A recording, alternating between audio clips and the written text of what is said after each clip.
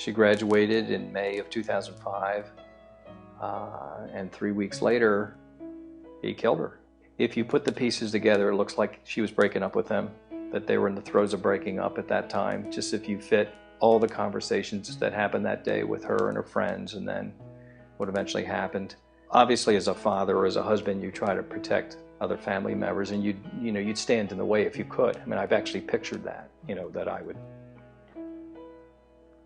The night before this happened, and then in the early hours of that next day, the day it happened, she and I actually traded several emails back and forth.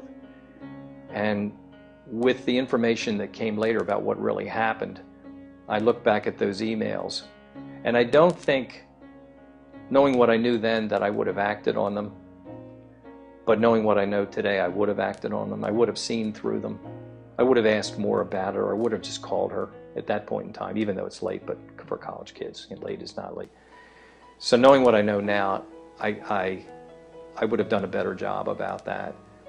But I honestly think there are a lot of people who've had this happen or know about our story that are now on the alert, and they know how to take little fractional pieces of warning signs and build them into a potential bad story, and they act on things. I'm proud of all of us for taking a tragedy that would probably ruin most people. I mean, they would just withdraw and live in a cave, or I don't know what they would do. I don't know. We haven't thought about that, about doing that. I mean, but and I feel proud of us. I mean, it's hard.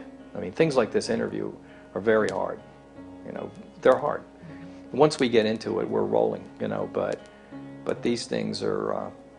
I know Michelle specifically. I mean, these are, the level of dread is incredible. So, but the real benefit of doing what we do is when once in a while you'll get an email. Once in a while, I gave a talk at my daughter's college in April, and someone came up to us afterwards and said, "I heard you speak here 2 years ago. Talk about warning signs, talk about your daughter." Well, I was dating a guy at that time, and a lot of what you were talking about was happening to me at that time. And it's because of your talk I got out of that relationship. It's very prevalent. It's just something it's kind of what some people would call icky, or some people will call a crime of embarrassment. If somebody hurts you, if you're a teenager and your boyfriend hurts you, about the last people you're going to go to are your parents. Because what are they going to do? You're not going to see that guy, or your dad's going to want to go see that guy. I mean, that's a disaster. If your boyfriend hurts you, you're not going to go to the police. This is your boyfriend. So you're not going to really want to go to anybody. So you're kind of on your own. So you don't have coping skills. You're a young person. I mean, you got a real nightmare on your hands with this type of thing. And it just gets worse.